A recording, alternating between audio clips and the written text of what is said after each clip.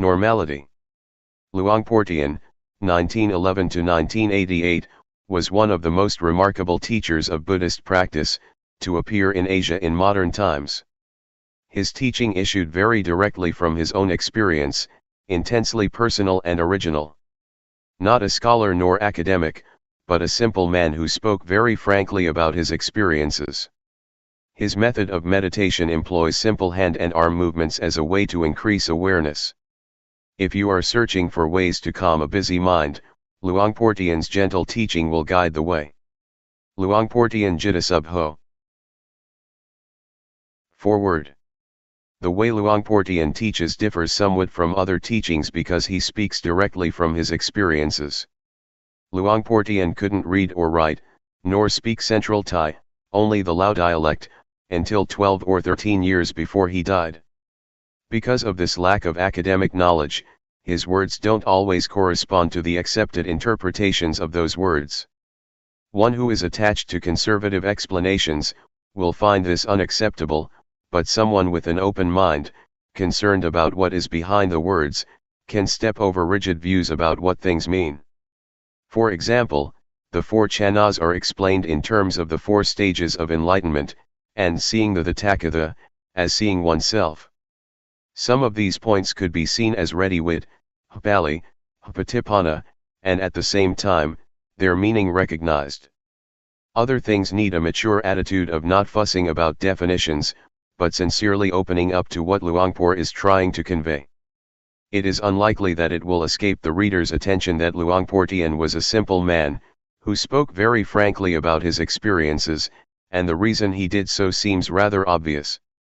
With confidence one is liable to open up the mind more and come closer to what Luangpor is pointing to.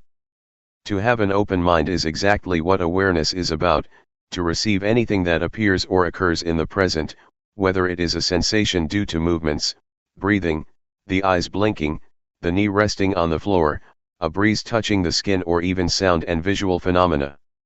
We hear and see them in the present, don't we? As long as the mind doesn't proliferate, all of this can be used as more objects of awareness. They are not obstacles. That's a different attitude than training in concentration, where the mind is narrowed down to one point. But samadhi is the establishing of the mind, and we can establish the mind in awareness every second of the day because movements, as well as this practice, are natural. The translator. Walking the path. Taking a shortcut. Today the monks, novices, and lay people are meeting here in order to study the method to develop meditation. We're not interested in anything else because we've done it already. For example, making merit, being generous, upholding precepts, and doing tranquility, meditation. As for insight meditation, we've heard about it, but we don't yet understand, or we've only practiced it a little bit. Therefore, before we start practicing insight meditation, we have to rely on listening and reading from scriptures before we understand what tranquility meditation is and what insight meditation is. Developing awareness is the path that the Buddha teaches. Things outside of Buddhism. Making merit, being generous, keeping precepts, and doing tranquility meditation are a pair with the world. Whether there is a Buddha or there is no Buddha, these things exist anyway. When Prince Siddhartha was born, Brahmins were assiduously looked after, which is making merit and offerings. As for tranquility meditation, it's a matter of psychic powers, a matter of ambition. We've probably heard about becoming invisible, flying through the air, diving into the earth, reading other people's minds, multiplying oneself, reciting magical verses to obstruct vision, and hearing by entering absorption. This is not insight. According to the Buddha's biography, when Prince Siddhartha ordained, he studied with the hermit Alara, and mastered 7 absorptions, 4 form absorptions and 3 formless absorptions. But suffering still existed. That is to say, there was still greed, hatred, and delusion. He was not satisfied with this and so studied with the last teacher, the hermit Utthaga, until he mastered the 8 absorptions, 4 form absorptions and 4 formless absorptions. The hermit said, "That's as much as I know." But the prince was still not satisfied because there was still greed, hatred, and delusion. He wasn't liberated from suffering yet. This shows that tranquility is not able to put an end to suffering. After this, the prince tormented himself, together with the 5 ascetics who were following him. He fasted until his body was so thin that it was just skin over his bones, and he held his breath. But even after doing all this, greed, hatred, delusion, satisfaction and dissatisfaction still persisted. There were still defilements. Things inside Buddhism. So the prince gave up those methods and started to eat fruit. Because of this, the 5 disciples avoided and eventually left him, so he practiced by himself. Having eaten some rice offered by Miss Suchata, his body recovered strength. He reflected on the various methods that he had been practicing but which were not capable of shaking off the defilements. He still had troubles and suffering. So the prince turned around and looked at his mind and was, at last, successful. He attained Anuttara Sammasambodhiyana and became the fully enlightened Buddha. He was able to conquer all the defilements and to extinguish suffering, leaving only coolness. His body was back to normal and his mind was free of suffering at last. He lived with and enjoyed the happiness of awareness and wisdom. Having attained this, the Buddha shrank back from teaching, reflecting that this practice was profound, and it would be hard to understand. So it can be taken that mind development is something difficult to do, and that this is what Buddhist teaching is about. As for making merit, being generous, keeping precepts, and doing tranquility meditation, it is not the teaching of the Buddha, but a teaching of teachers at large. Teachings outside of Buddhism. There were many sects in India. Some sects taught to lie roasting on fire so that defilements would dry up, some taught to lie on thorns to endure through the pain and torment that resulted from that, in order to get rid of defilements. Some sects ought to give up everything including clothes, a practice known as naked asceticism, so as to induce the feeling that there is no self, no shame. It was believed that defilements would be dissolved that way. Altogether, there were many sects, but none of them could eliminate the defilements. This matter can easily be proven, as it is said that lying roasting on fire and drinking hot water will result in the heat burning off the defilements. In the old days, in the villages, when a woman gave birth, she would be laid down roasting above a fire and given hot water to drink. But the woman would still have defilements, showing that this sect did not achieve results. As for the sect that would have its followers give up everything and go naked, just look at a baby not wearing clothes. It still has moods and feelings. As soon as someone talks nicely, it laughs. And when someone scolds, it cries, whether naked or clothed. This shows that defilements are not in the body, they are in the mind. Therefore, to practice Dhamma we have to practice at the mind. I will tell you so you'll understand, because I have been doing this, repeating a mantra such as Bhud, though, Samat Arahant, rising falling, counting, 1, 2, 3 with these methods, one has to sit with the eyes closed and repeat a word while watching the breath, for example, saying Bhud, with the in-breath, and though, with the out-breath. I've done quite a lot of this, but there was still satisfaction and dissatisfaction, greed, hatred, and delusion didn't diminish. This kind of practice is called tranquility meditation. Tranquility meditation is not more than a means to make the mind peaceful, but it is peace under the influence of delusion. It's just like putting a rock on top of grass. As long as the rock is on top of the grass can't grow, but when the rock is removed, the grass grows just as before, or maybe even more vigorously than before. It is true that there is no lopa, dosa, and moha when we're sitting alone, with the eyes closed, but as soon as we go back into society, like and dislike are born again. This is how it is. Going off to stay in a cave in a forest or the mountains cannot extinguish suffering, just because of going to stay there. At first, I did it like that also. The teachings inside Buddhism. The word Vipassana translates as realizing and truly seeing. Seeing what? Seeing impermanence, instability, and non-selfhood. When having insight, one views things differently than before. It is a transcendency. When we don't yet see clearly nor truly know, then acting, speaking, and thinking are as before. It is not yet Vipassana. But when we feel differently than before, that is, greed, hatred and delusion decrease, it can be called Vipassana. A handful of leaves, awareness. To practice insight meditation, the Buddha teaches us to develop 4 foundations of awareness, namely 1. Gayanupassana Satipatthana, that is, to meditate on the body, in the body, and see according to actuality, that this body is only just a body, it's not a being, an individual, nor a self. It is neither me nor it. 2.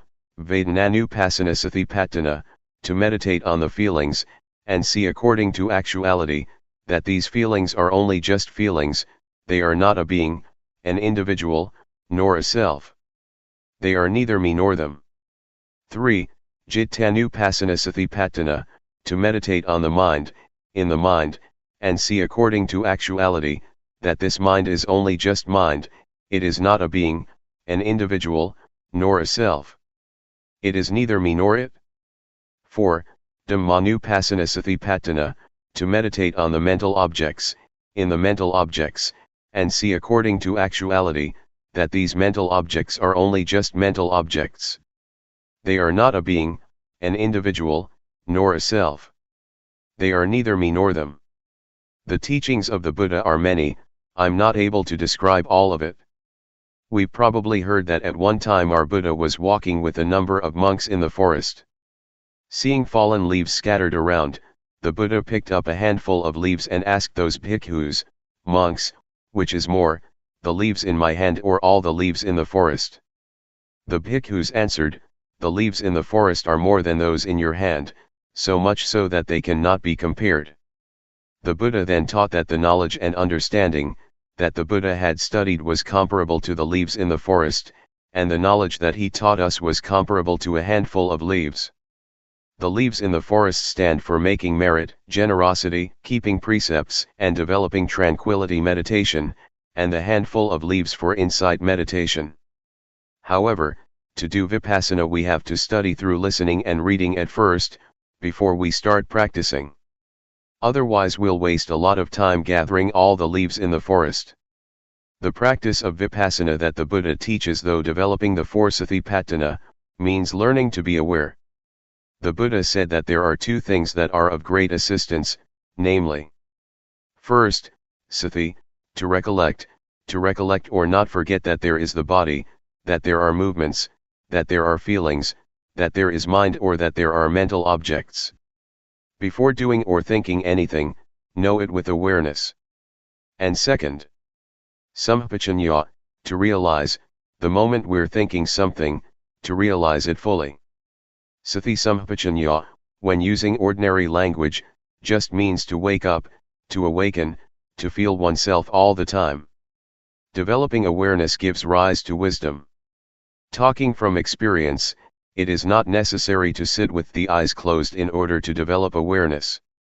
I've done the method of sitting with closed eyes, and wisdom didn't arise. But doing the new method, my method, wisdom did arise, and I got the feeling that is in accordance with the texts. Some people may think that my method is new because they've never heard it before, but actually it is as old as the Buddhist teachings. A. Arouse the body to always feel and be awake. The development of awareness that I'm talking about and have been doing is done as follows. We can either sit down on the floor or on a chair, and it can even be done in the lying or standing position. Catch with your awareness the movements of the hands, Turn the hand up, turn the hand down, raise the hand, lower the hand. Be aware of each posture. Do this often. This is the coarse way of developing awareness. Simply speaking, walking, or lying down, or whatever you may be doing, know it. Everyone can do this method, no matter what religion one believed in. It can be practiced by all. People of all nationalities can do it because everyone has a body and mind. All religions teach the same thing, to abandon what is bad and to do what is good. B. Arouse the mind to always feel and be awake. Having developed awareness until one is skilled at it, catch the feelings in the mind with awareness, following whatever comes up, no matter what one is thinking. Know and see it. Keep watching your own thoughts continuously. Regardless of what you're doing, look at your own mind all the time, no matter what it is that you are doing, reading a book, writing, digging, cutting grass or bathing. Keep watch over your own mind all the time. What kinds of feelings are coming up? Satisfaction, dissatisfaction, worry, doubts, etc. These things are all thoughts, objects. Watch over these thoughts and objects. Then we will see the various kinds of thoughts, such as gladness, sadness, desire to get, desire to not get, anger, hate, and so forth. They don't exist all the time. They arise and pass away, they change all the time. We are not glad or sad for 24 hours. See, to know and see according to reality. Change, arising passing away, is what the Buddha showed to be impermanence, instability and non-selfhood. So don't follow moods. The Buddha proclaimed that he was enlightened by working with the mind. We have to look at our minds. Watching the mind is turning on the light by using the switch.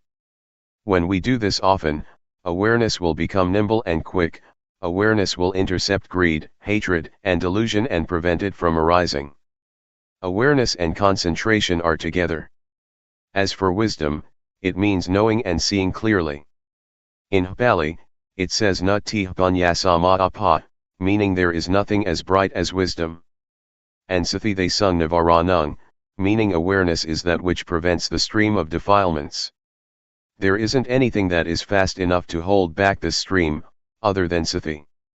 It is this awareness and wisdom, that come and contact, know, see, and stop it, not letting us become deluded. This is because Sathi, Samadhi, Panya, is opposite to dosa, moha, lopa. If we don't see, know, and understand, there is full greed, hatred, and delusion. It is comparable to nighttime, when it's dark. As soon as we light a candle there is light and the darkness disappears, because darkness is afraid of light. As soon as the candle goes out, the darkness immediately comes back. D. Peace as result. That I'm giving some reflections and explaining, this shortcut method of practice is in order for you all to take it, and practice with it, so that you get quick results and don't have to waste time. This method can be used in daily life, there is no need to stop working in order to practice. Some people have practiced a bit already, and some people have only just heard it. Some people who have never heard it might feel displeased. If that's how you feel, then discard that feeling first, the knowledge that you have learned before.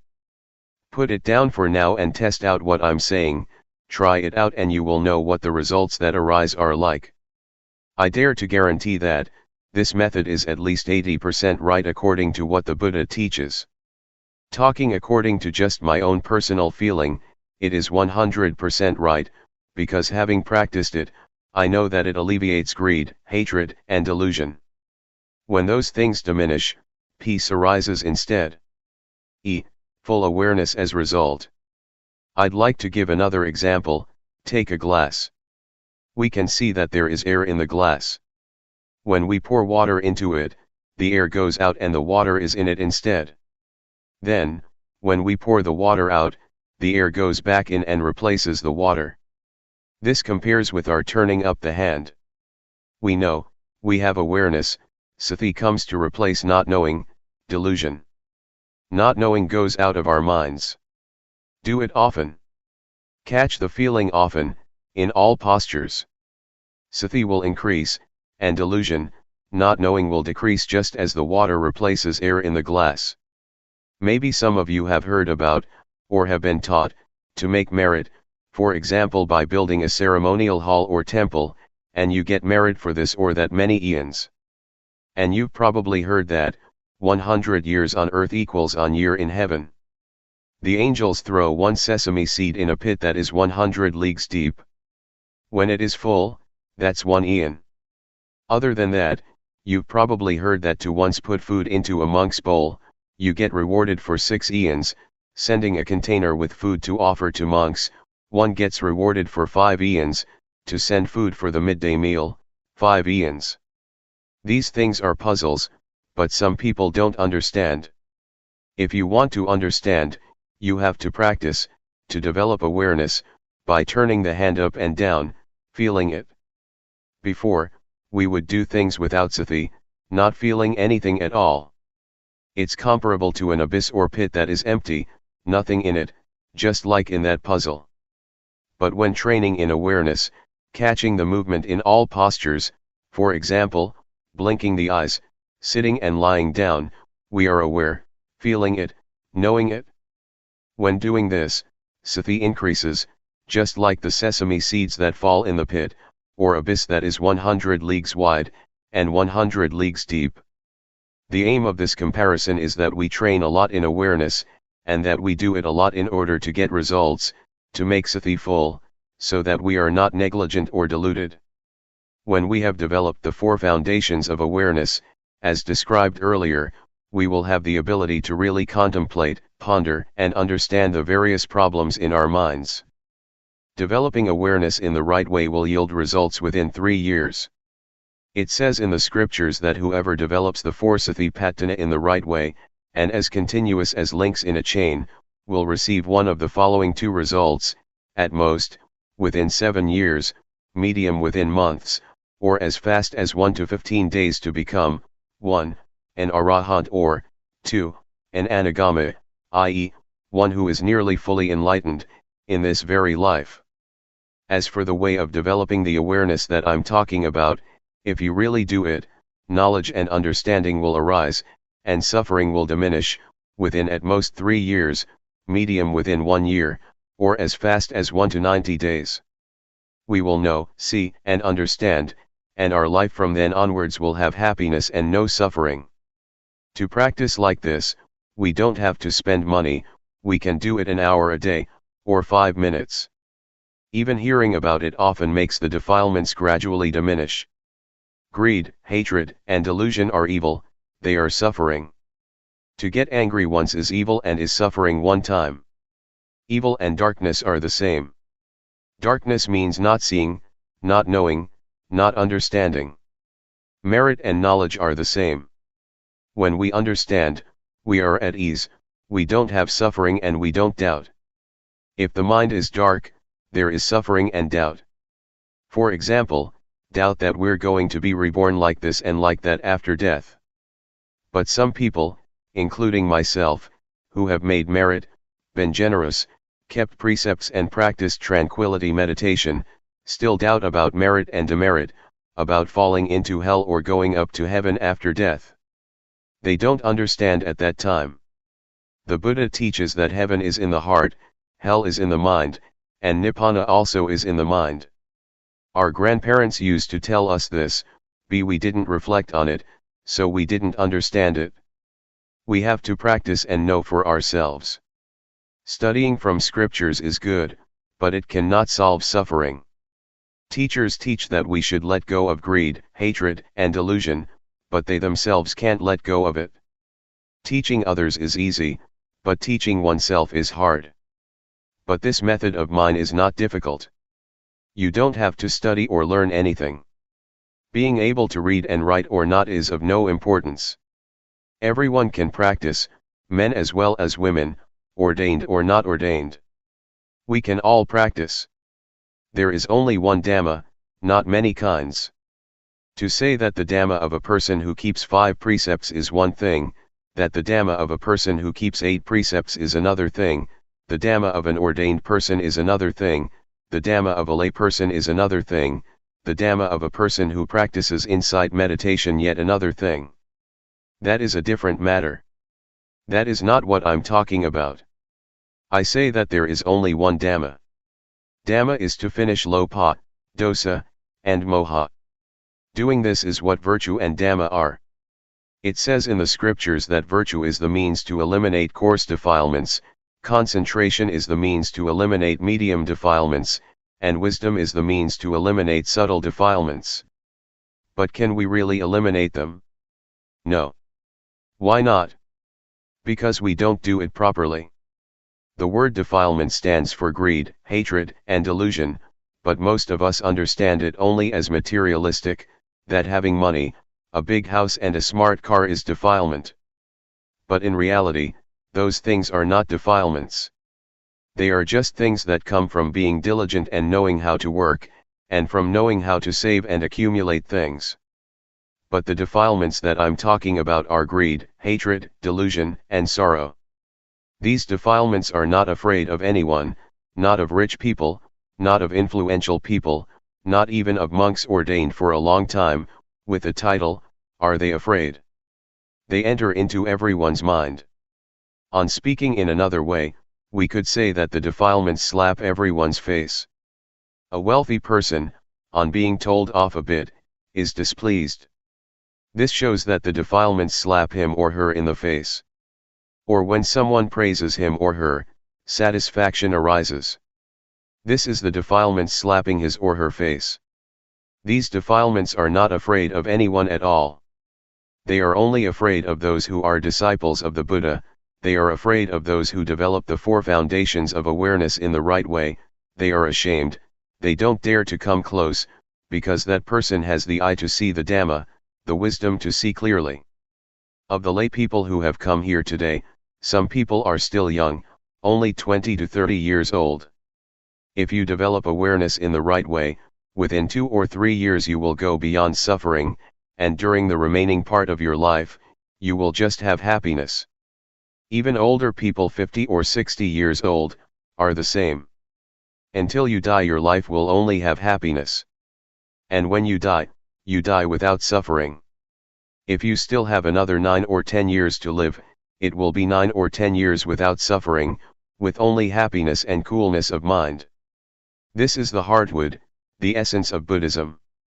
The word Buddha means the one who knows, the awakened one who is joyful with Dhamma. I have shared some of my reflections and understanding. It is a shortcut to practicing Vipassana. It is instantaneous. Having listened, please practice with every breath, no matter where you are, whatever work you are engaged in. You can practice while washing clothes, doing the dishes, sweeping up, or working in the field. Vipassana is wisdom, it is life, it is virtue, it is the Dhamma, it is everything. It is the real life, it is the real Dhamma. May you understand it like this. Summary of the shortcut. I'll give you a few small reflections. 1.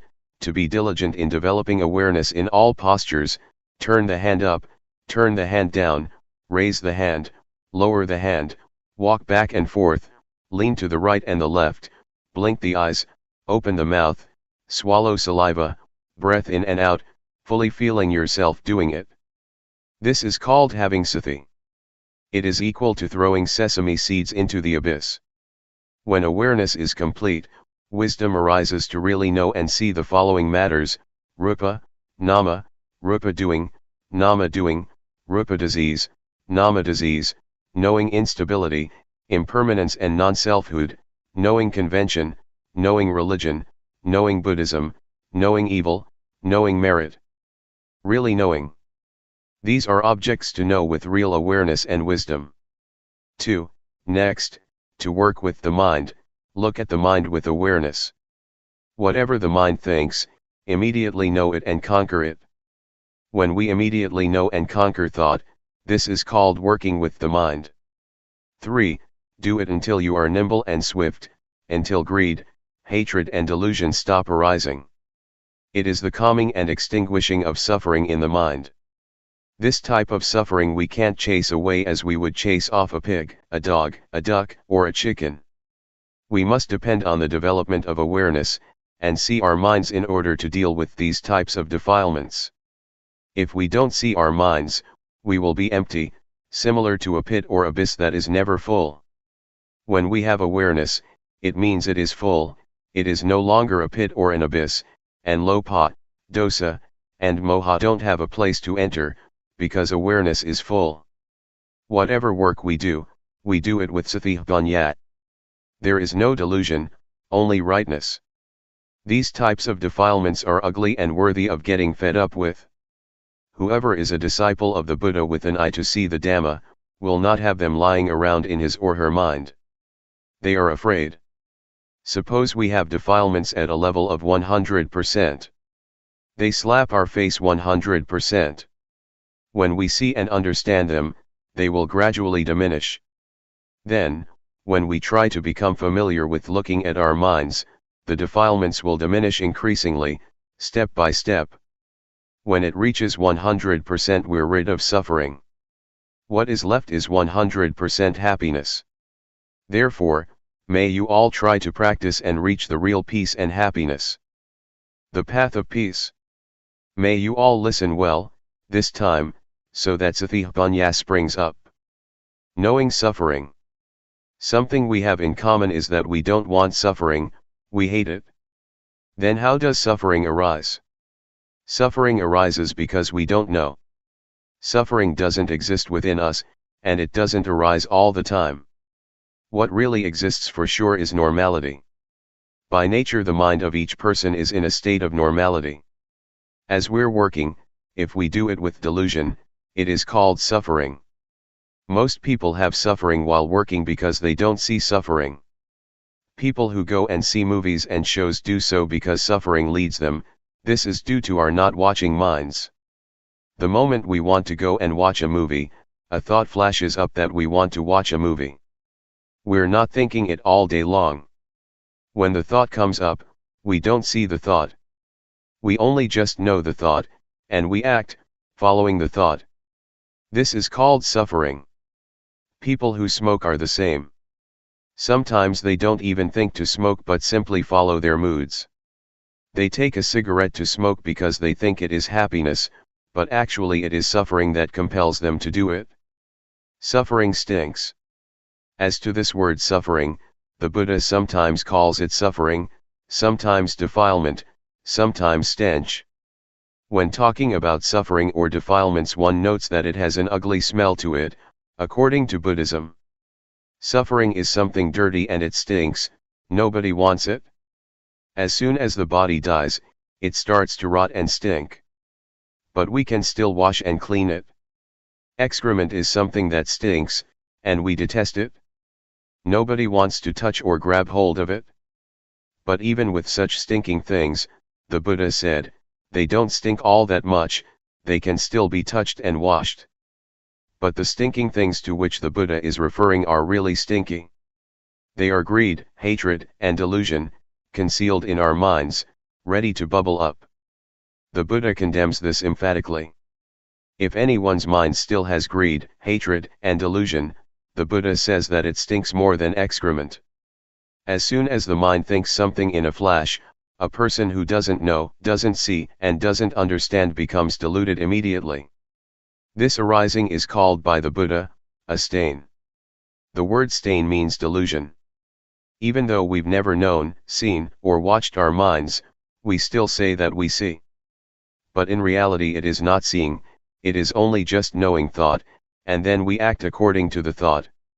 When we say to see, it should mean that we see defilements.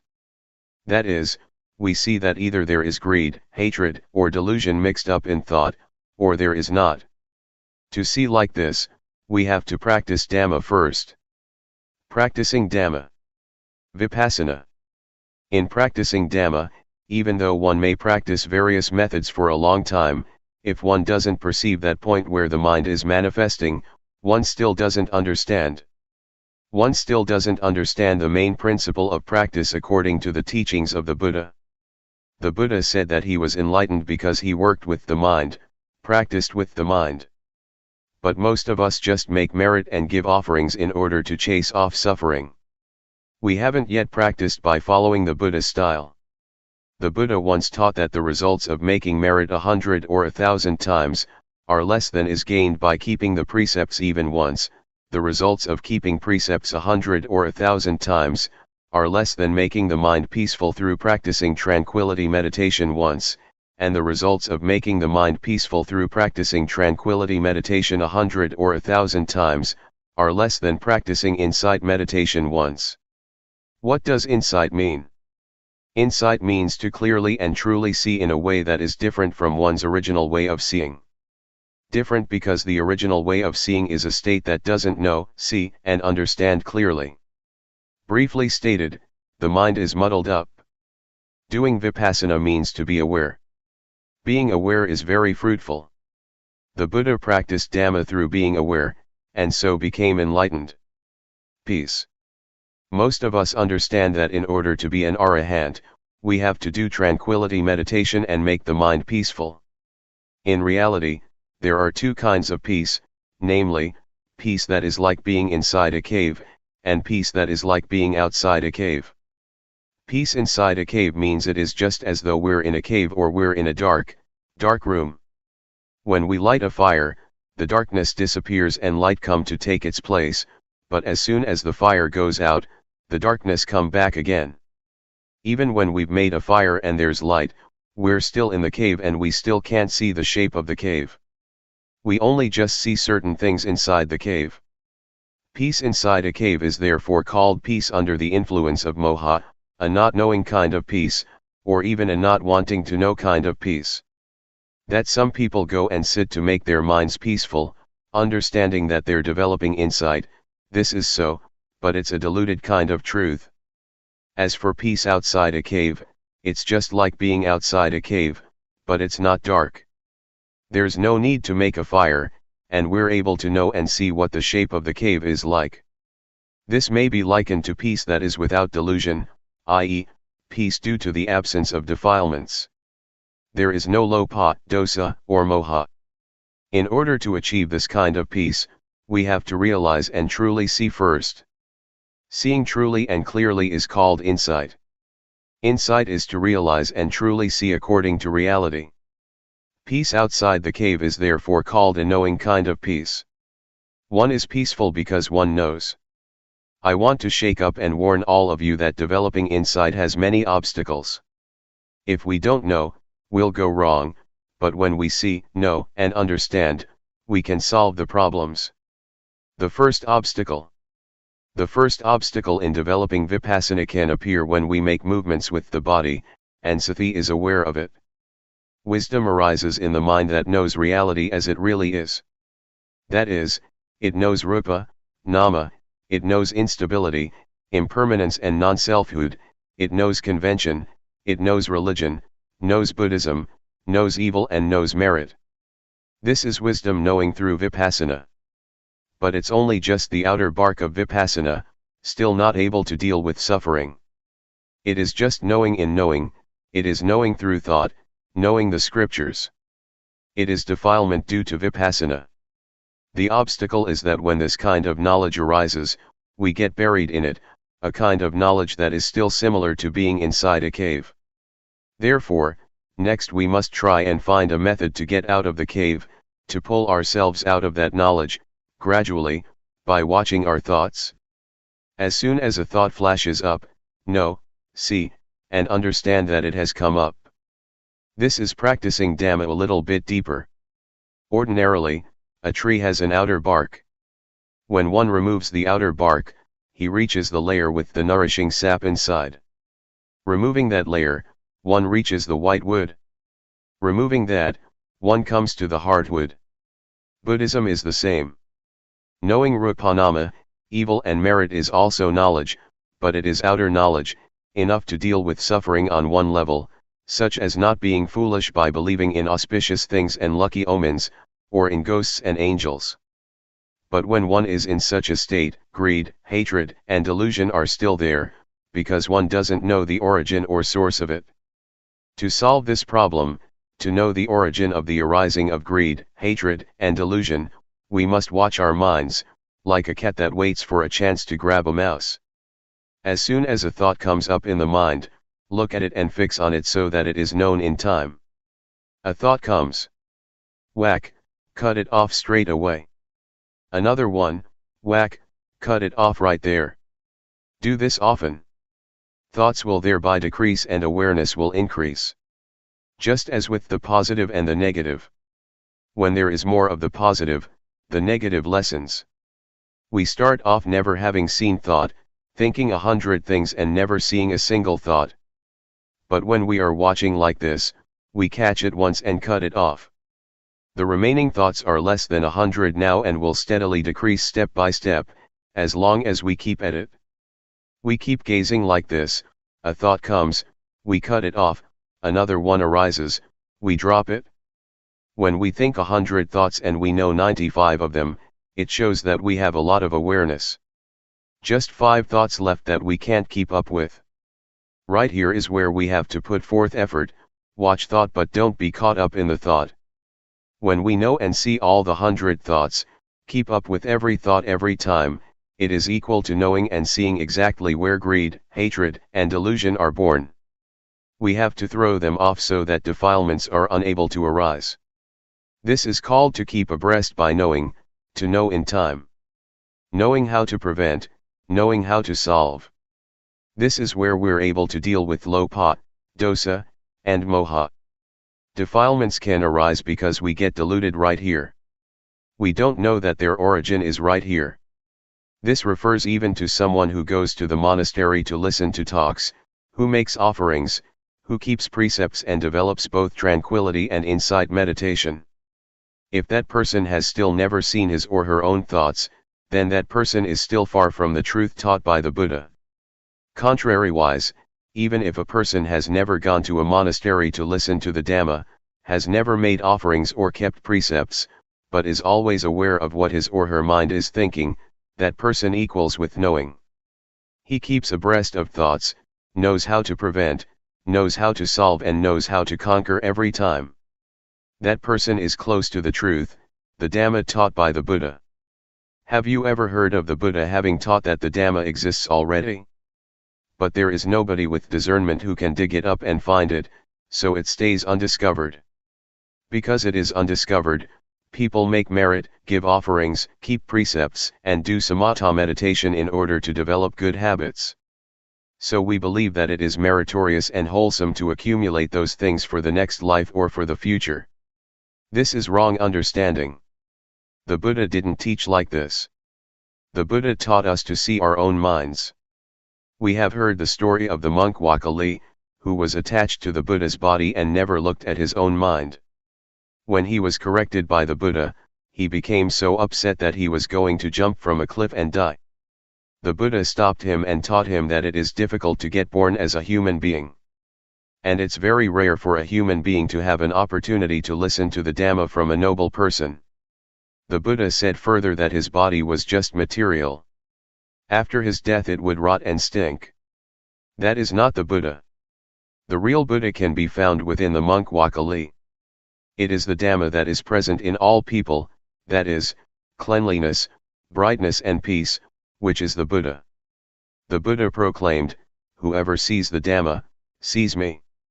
Whoever doesn't see the Dhamma, doesn't see me, even when taking hold of my robe or my finger." The monk Wakali woke up and started to work with the mind, and he saw his own thinking. Seeing the Dhamma. I would like to remind you once more that the word Dhamma refers to our seeing, our own minds at the moment that we are acting, talking or thinking. This is what is called seeing the Dhamma. I dare to insist that the very life of the Dhamma exists in all people without exception, no matter whether you are a man or a woman, a monk or a novice, no matter what nationality you may have, whatever language you may speak of, whatever clothes you may wear. It's all the same. The Dhamma is the actions of body, speech, and mind. Actions of the body other people can see, actions of speech others can hear, but actions of the mind others are not able to see. You can only see them yourself. For this reason, the monk Wakali felt at ease viewing it like this. Whether he saw the body of the Buddha or not, he would feel at ease because he saw the real Buddha, that is, really seeing according to reality, an ability that exists in everyone. The Buddha once described seeing in this way, with flowers, black, red, white, or whatever color, they are all ready to bloom when touched by sunshine. That I'm giving you these reflections right now is the same. Anyone can apply them in daily life, whether man or woman, whatever clothes he or she may be wearing, whatever religion is upheld. It can be used by everyone in the same way, because we all have a body and mind. When one sees one's own mind at the moment that it thinks, this indicates that one sees one's own mind at the origin or source of thought. The Buddha points to thought, which must be watched with awareness, as one must not get caught up in the thoughts. Whoever sees this, he or she is called by the Buddha a flower that is ready to bloom when the sun shines. The word sunshine refers to the teachings of the Buddha that direct us to practice with the mind. Whatever work you do, control your thoughts with awareness. Some people don't do it yet, because they're not interested. But when we are interested, when we are suffering, we must be ready to do it.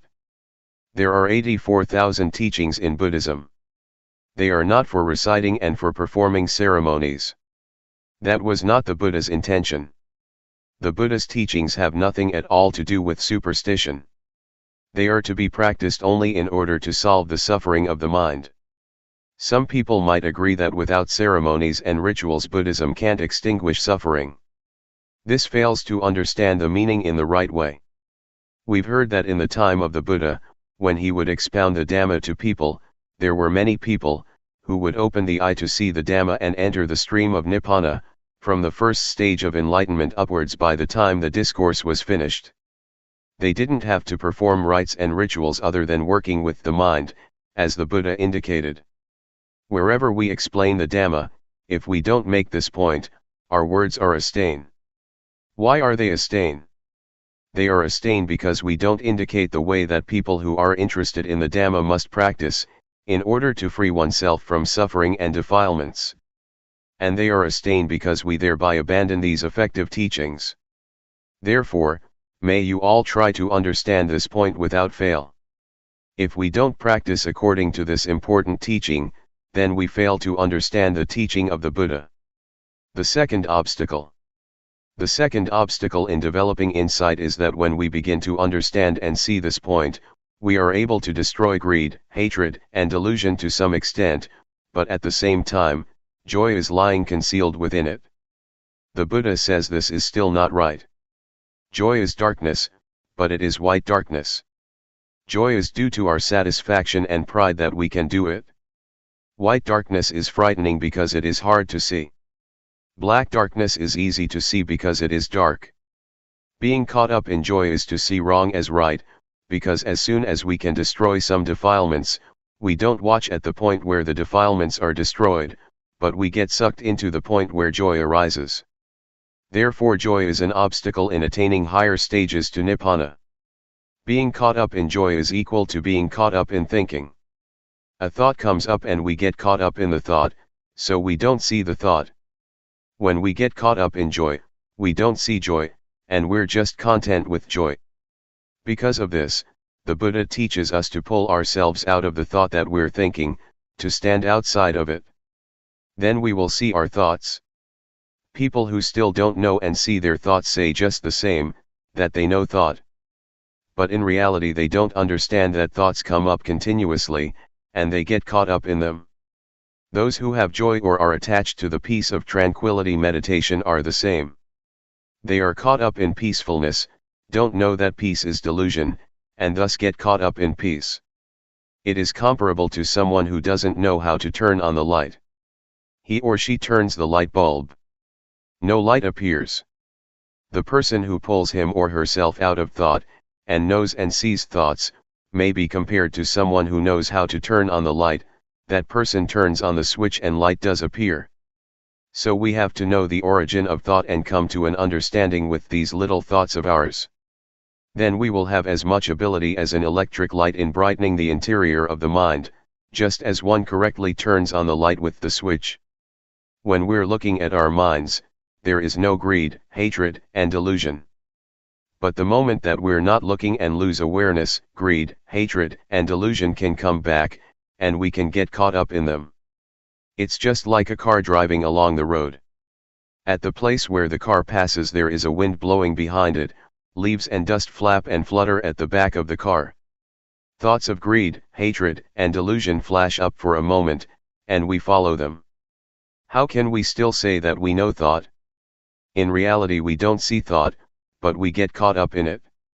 The Buddha teaches that whoever doesn't see one's own thoughts is a heedless person. Heedlessness is poison to one's life, it's like being dead. This is what I said, it stinks.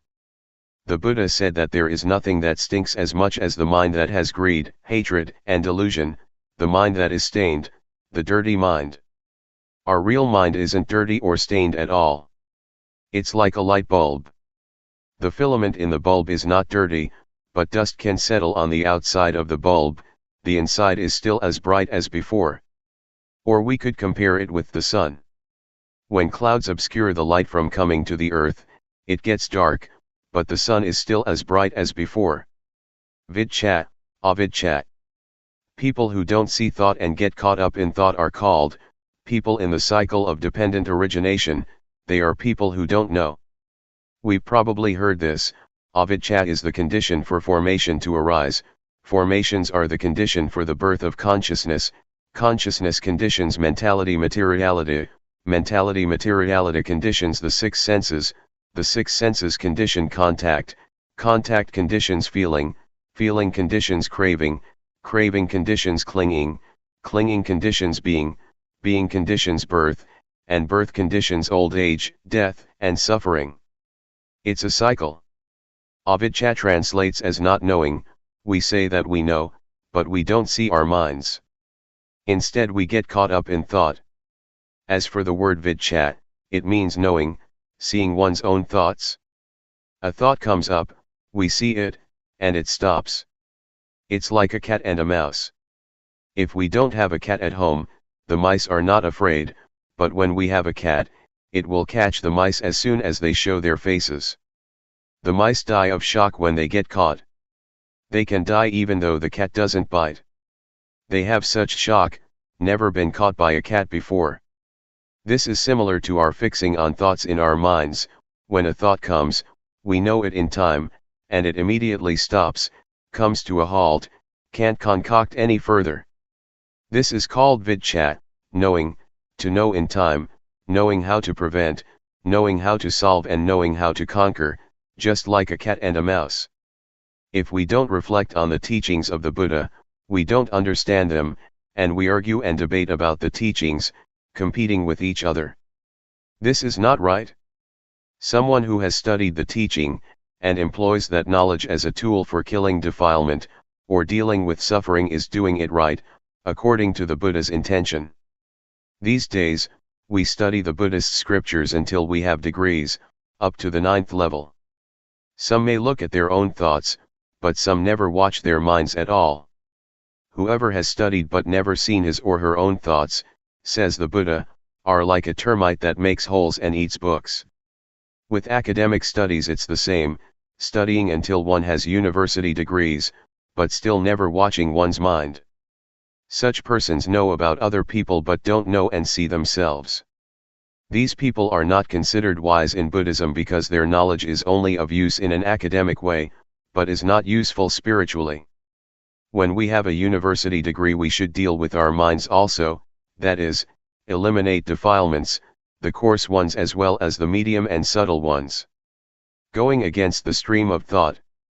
We've all probably heard that the Buddha at one time practiced by tormenting himself, but saw that that method was wrong and stopped it.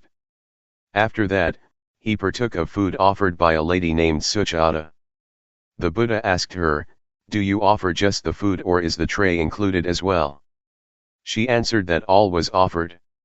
Having finished the meal, the Buddha took the tray to the bank of the river and made the following resolution: if he would be enlightened, may the tray placed on the water flow against the current. This is not a true story, it's an illustration and has meaning on the level of the mind. The tray is the mind, the water represents the defilements, and the Buddha working with the mind is the action of going against the stream. The Buddha didn't let his mind follow the defilements. The current of the water is the current of thought. Following defilements is easy, everyone is doing it already, and so we have suffering. The Buddha practiced going against the stream of defilements for the extinguishing of suffering by watching the mind, seeing his own mind thinking. As soon as a thought would come up and there was desire to follow what the eye saw, the ear heard, the nose smelled, the tongue tasted, or the body felt, the Buddha saw those thoughts as defilements. He practiced going against the current of thought, not following the thoughts, which want things. Practicing like this, knowledge arose in him and he was enlightened. The thing that the Buddha points out to us to practice is to know thought with awareness, looking at our own minds. Whatever thought comes up, we should know and understand it, so that the thought does not proliferate further. When thought flashes up, we watch it with awareness, and the thought stops by itself. In practicing Dhamma, the thing to be careful about is the knowledge that knows things outside of ourselves. This kind of knowledge is defilement due to Vipassana. When we have such knowledge, it gives rise to gladness and joy. Joy is called white darkness. It is wrong knowing. Don't get attached to joy. Continuing the practice to the end, until we clearly see our thoughts, their origin, and their source, we come at last to the state of arising, passing. It is a break-off, a final exhaustion. I've compared it many times with a rope, tightly tied on both sides and being cut in the middle with a knife. The rope breaks, one cannot pull it together again, that is, one can't use it anymore. The 12 senses are similar, on seeing a form with the eye, on hearing a sound with the ear, etc., let there only just be seeing and hearing and so on. Don't concoct it into beautiful or ugly, good or bad, pleasing or displeasing sound, the sound of a woman, the sound of a man, etc. Just simply see or hear neutrally. But these are still mere words. In practice, we have to look and see and break them apart. When they are broken, there is not more concocting, the senses are not able to reach each other anymore. Cleanliness, brightness, and peace. Our minds are already clean, bright and peaceful. Clean means not dirty, because there are no defilements. Bright means there is wisdom, seeing our minds, or life. Peaceful means having stopped, there is no longer anything further to add. Summary. At this point, I'll summarize the principles of practice. First, the first stage is to catch the movements of the body in all the postures. When we can catch them, we will know the convention that we can see with our eyes and touch with our hands. This is objective, external. Second, having practiced the first stage, a little bit of knowledge arises, it is called defilements due to Vipassana. It is important to avoid this, not being too glad with the knowing, and continuing to watch the mind. When we see, know, and understand our minds penetratingly, greed, hatred and delusion will be destroyed to some extent. Third, when greed, hatred, and delusion have gone down a bit, we'll feel joyfulness. When joy arises, fix on it, but don't be caught up in joy. We have to pull ourselves out of it. Keep watching the mind. At this stage, wisdom knowledge will appear that destroys or diminishes clinging and grasping. Fourth, when attachment has decreased, one will see, know, and understand normality. The body is normal, speech is normal and the mind is normal. This normality is called virtue concentration wisdom. Fifth, when seeing the state of arising passing, if one doesn't understand it, one will hold an abnormal view, but if one is fully aware, practice reaches its end. Therefore, I encourage you to try to practice until you meet with your own thoughts and are able to pull yourself out of them. Stages of practice. Determine to listen well, all lay people and monastic friends. When you determine to pay attention, you'll be able to remember. It is called knowing through memory and comprehension. From that, we study or practice to realize and truly know, or we have knowledge coming from our own vision and experience. Most people don't yet know and understand from studying and practicing, they only know how to make merit, to be generous, to keep precepts and to do tranquility meditation. But when it comes to more profound matters, that is to say, how to develop insight meditation, there are really very few people who know and understand it. With Vipassana it is usually a specific case, a specific individual, who knows and teaches it. Because of this, people are lazy and don't want to practice. As far as practice goes, they only know tranquility meditation, which they think is the same as doing Vipassana. This is because they still don't realize and really know. Their knowledge comes only through memory and comprehension. So, we make ourselves peaceful, but we don't understand clearly that there are two kinds of peace, namely peace under the influence of delusion, and peace due to awareness and wisdom. The path that is not a path. When we create the cause by meditating, the mind becomes peaceful as a result. For example, we recite the word Bhudo. I used to do this, inhaling, Bhud, exhaling, Tho. While doing walking meditation one recites Bhudo with every step, walking in accordance with the breathing. These things create peace because it is done slowly. After that, I met a teacher from the north named Sao, who told me that one cannot climb a tree from the top, that one has to start at the roots. He taught me to count 1, 2, 3, until 10, and back again 10, 9, 8, until 1. He said this is beginning at the beginning. This is another way of following the breath, inhaling say 1. Exhaling say 2, etc., the only difference being the words you use. Experiences in practice by monk disciples. Luangpor Teean Su 1 No. Wat Ba Sukatho, Gangkro District, Chayapam Province. Practicing Dhamma with Luangpor Teean. In 1965, a meditation center at the Budayan Forest, in Lae Province, was renowned. Everyone knew that Luangpor Teean had established it. It was said that people who studied and practiced there would realize and really see the truth. There would be no more doubt about death and rebirth, about heaven and hell, about path and fruit, attainments. Some people persuaded me to take a look at it, because at that time I was trying hard with the Bhudo meditation method to get peaceful, which I was reasonably successful at, but I still had doubts about death and rebirth, heaven and hell, path, fruit and nibbana. This made me think of Luangpor Teean all the time. I kept looking for a chance to meet him. Before Luangpor Buntum, who is a relative of mine, ordained, we had talked together about meditation. When he ordained, he went to practice with Luangpor Teean, beginning on 1966. At that time, I hadn't ordained yet. I had the opportunity to practice the Dhamma with him at the Budayan Forest in Lae. He taught the rhythmic meditation and walking meditation. At that time, I didn't like the rhythmic meditation very much. I was used to practicing Bhudo, to sit still, and I was able to make the mind peaceful quickly.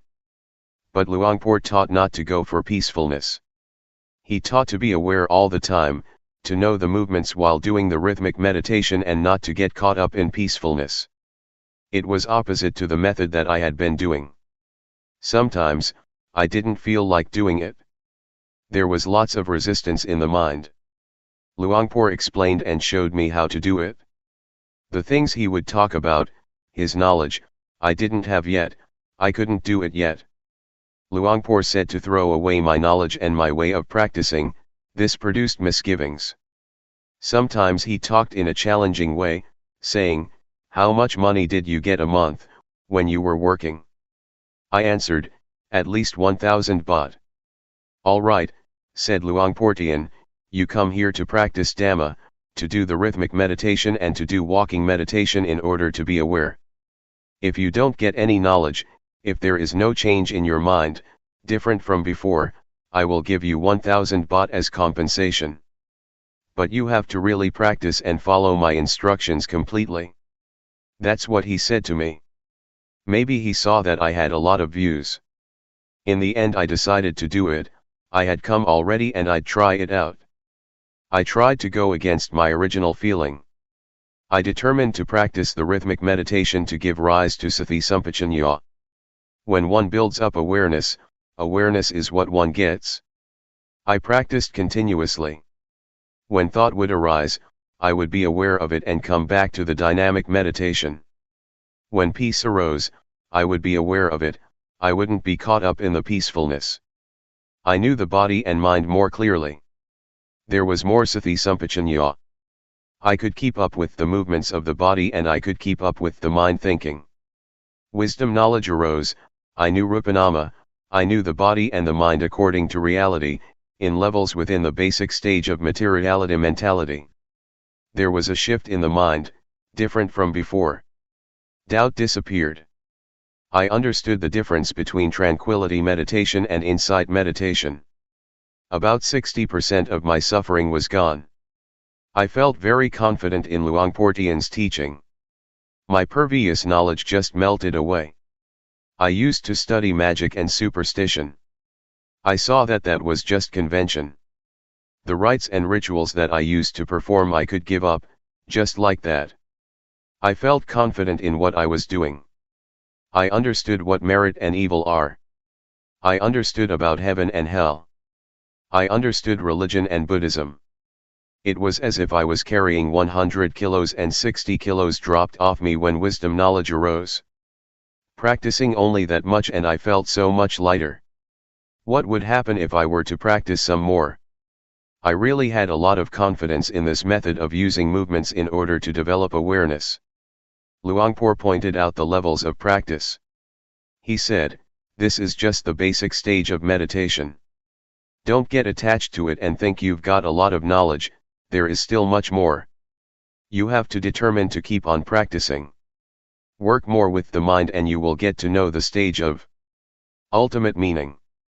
He asked me, do you really see?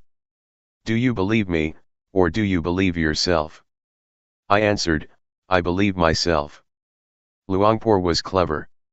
He taught to see the reality of life, everyone must see like this in order for it to be right. I didn't have to look for a teacher anymore because I got the most perfect lesson in my life from a teacher who couldn't read or write. Luangpor Teean's conduct. In the year 1966, Luangpor still couldn't read Thai, he could only read Lao.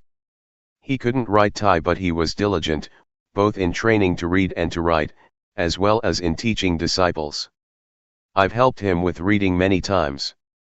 Whatever Luangpor taught, he would practice, he would explain things and show us how to do it.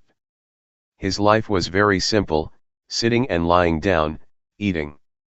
His daily life was orderly, he gave his disciples a lot of attention, never being worried about difficulties. He gave himself up physically as well as his personal belongings. He tried hard to use his life for others. He wanted people to really know the Dhamma. Even though more than 30 years passed, Luangpor's conduct never changed. I respect him as having been a person with the greatest virtues, this feeling will never degenerate in my life. What happened at the Budayan forest? Those who lived at the Budayan forest in those days were determined to study and practice the Dhamma together as one. There were no papers with the schedule on it attached to the doors of the monks' huts, as is the case these days. There were 20 to 30 people there, but it was just as if there was no one there. It was really quiet. One had to be careful when asking questions because there was only just rhythmic meditation and walking meditation going on. Once, I asked a novice who was doing the rhythmic meditation something, he wasn't willing to talk to me. The teachings of Luangpor in those old days consisted mainly of just practice. In the early morning, one could hear the sound of monks doing walking meditation and the sound of dew falling on banana leaves. In Lahi province there is a lot of dew. On hearing the dew dripping on banana leaves, one knew that it was exactly 3 a.m. Everyone would get up and start to practice. The sound of footsteps of the walking meditation could then be heard together, with the sound of the dew falling on the banana leaves, tup, tup, tup. The light of the lanterns was dimmed by the passing dust. In a day, there would be heaps of ants. I got the taste of the Dhamma that arose from developing awareness. I got more and more answers to the questions of my life. We stayed in little huts. When it rained we would get a little bit wet. We got in touch with life without excessive comforts. When eating, we would sometimes pour some water from our kettle onto the chili that was beginning to run out, an immediate solution to the problem. The water for washing the bowl had to be poured together in one vessel, and then used to wash other dishes. After that it would be used to water the trees that had been planted. The water for drinking and bathing was about a kilometer away from the retreat place. When going to bathe, one had to find some container to put water in and carry it back. One had to fully look after oneself. The young monks, on seeing the old monks carrying cans of water back to their huts, would carry it for them. Poverty made us use life in an orderly way without shrinking back. We were not afraid of difficulties. Sometimes, I would save the plastic bags that lay people would wrap food in, to fix up the leaking roof. I put forth steady effort and was very enthusiastic. The walking meditation path glistened from our walking so much. The wood in the hut where I would sit was marked from one sitting a lot in the same spot. As I was doing the rhythmic meditation or the walking meditation, it felt as though there was only just this one person in the world, no division into this and that. It would run counter to one's feelings to get an invitation from lay people, to eat at their house and perform certain ceremonies. One would think about his walking path and miss the seat in one's hut. Those places provided a meditator with peace and coolness, and gave him a sense of dignity. One would feel proud of doing walking meditation and of the times that one would develop awareness, by practicing the rhythmic meditation. This kind of work is something that gives one honor in life. One doesn't become fed up with it. Some days, while doing the rhythmic meditation in the hut, Luangpor would come by. I could remember the sound of his footsteps. "Are you here?" "I'm here, Luangpor." "What are you doing?" "I'm doing the rhythmic meditation." "Do you see outside as well as inside?" "I don't see outside, I only see what is inside." "What do you do to see outside?" "I open the door." "All right, then open the door." When I opened the door, Luangpor told me, "Make sure you see outside as well as inside, don't only just see outside or only just inside. Keep the mind in the middle." Having said that, he continued to walk to the next hut. I understood that Luangpor talked the language of the mind, that looking at the body and looking at the mind, working with the mind, must be like this. To get caught up in thought is wrong, the mind going out too much is wrong. One should be the observer. Whatever arises, watch it with the inner eye, that is to say, with awareness and wisdom. Don't want it, don't be it. In the morning and the evening, after the chanting, Luangpor used to give instructions.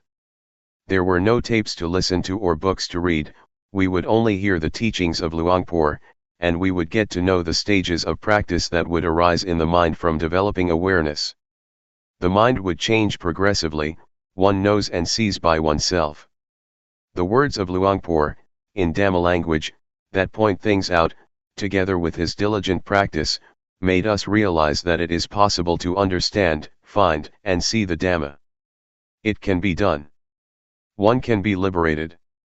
The short interviews were not just thought-out questions, it was coming from experience, the results of meditation. It had nothing to do with reflections or analyses through reasoning. Rather, it is a fixed law of nature that exists already. It starts with rupanama, real things that actually exist.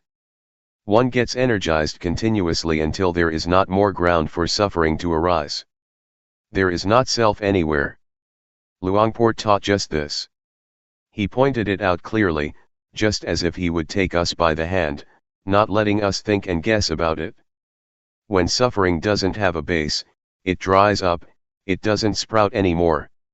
When the end of suffering is reached, there is nothing further to do. It is called according to reality, the remainder-less extinction of Namarupa. I'm not sure whether this is in the scriptures or not, I'm talking according to actuality.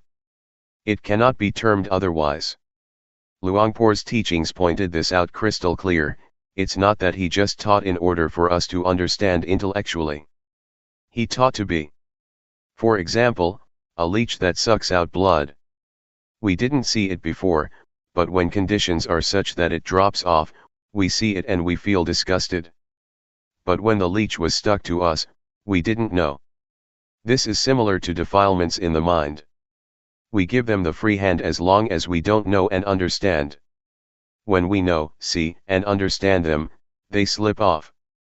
We feel in the same way as with the leech. When we are disgusted, we know, and then there is no need to ask anyone. Our lives come to an end at this point. We begin to study and practice the Dhamma with the form of rhythmic movements and walking meditation, developing awareness. I don't know whether other forms or methods are like this, also. I hold to this principle of developing awareness, using movements. Luangpor is my teacher. Whether this method can be found in the scriptures or not, may those who are intelligent reflect on it by themselves. What I've been writing so far is only just a small part, there is still much more, but it is not appropriate to say too much at this time. I guarantee that one day, if you have time to do the rhythmic meditation and develop awareness through walking meditation, looking at the bodily movements and the thoughts in the mind, knowing them in time, able to chase and catch them, your existing problems and condition will confess and surrender because there is evidence.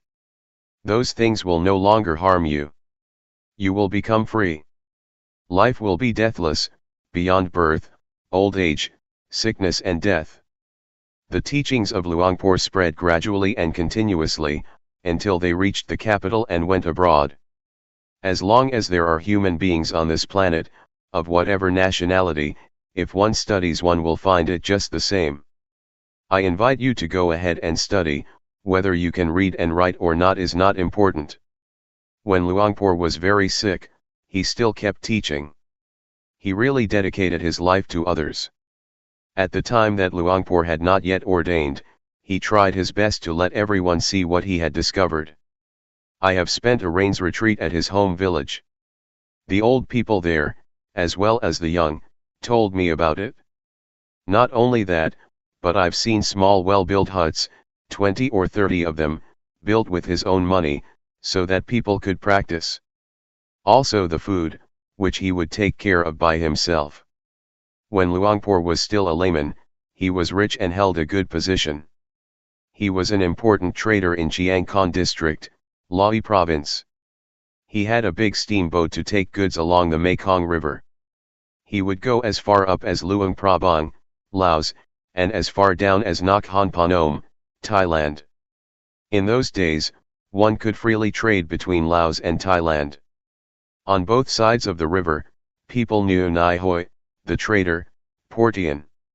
His real name was not Teean, it was Pun, but it was a tradition of people around there to call people according to their firstborn child. People thought it offensive to call someone directly by one's name. If we would call him Luangpor Pun, those people would take that to be a lack of respect. When Luangpor was a layman, many people respected and obeyed him. He was the headman of the village, and he used to be the leader in merit-making ceremonies. He offered enough money to build a whole temple. There are many things about him that haven't been mentioned. I don't mean to boast with these things. He was just an ordinary person like us, but he was someone who was able to discover the truth in this time and age. We should take him as our example. Before practicing with Luangpor, he would say that he used to make merit, ordained, performed the robe offering ceremony, built a ceremonial hall and did everything that is considered meritorious, but he didn't get to know the Dhamma that way. This made me think, hey, I didn't do as many meritorious things as Luangpor, I probably don't have a chance to know and see the Dhamma. But, in fact, it is not like that. Rich people as well as poor people can know, if one really practices and experiences bare and full awareness for a long enough period. Luangpor has been insisting on this all the way through. He challenged everyone and encouraged them to try it out and verify it for themselves. I would like to say that the reason I am a disciple of Luangpor is not because of his biography, not because of his external behavior, not because of hearing his words, or because of what people said about him. but it was because I tried out the method of developing awareness by using movements, and many, many results followed, until, in the end, there was nothing left of the word suffering. This was because of practicing according to Luangpor Teean's method. It is his teaching. To say that it is the method that the Buddha teaches is not incorrect. I'm not praising Luangpor Teean. I'm not bragging. I'm talking about what is practical, what is possible, what can be done in this lifetime. One doesn't have to wait for death, everyone can do it, can have it, can be it. Luangpor Teean is my teacher. I have followed everything he taught me, rhythmic and walking meditation, in order to generate awareness, to see the movements of the body with awareness, and to see thoughts in the mind with awareness, and to be the watcher of these two natural phenomena. Awareness and realization are the inner eye, they are the witness to the body and the mind, until one sees these two natural phenomena, and one gets the insight that they are only just material and mental things. They are not any self, they are just nature. Having seen it, one really knows that they are just rupa and nama, one knows how to deal with them and the problem is finished. One is beyond them. Next, Luangpor teaches to look at the suffering that is associated with rupa and nama. We look at materiality first, which is rupa dhamma. When we look at it with awareness, we see that it is a heap or a mass of suffering. We breathe to relieve suffering, we eat to extinguish suffering. When standing, sitting, walking and lying down we change position in order not to have suffering. Then, we see rupa disease. We must find a way to solve sickness and pain. The suffering of the body can only be remedied, it cannot be abandoned.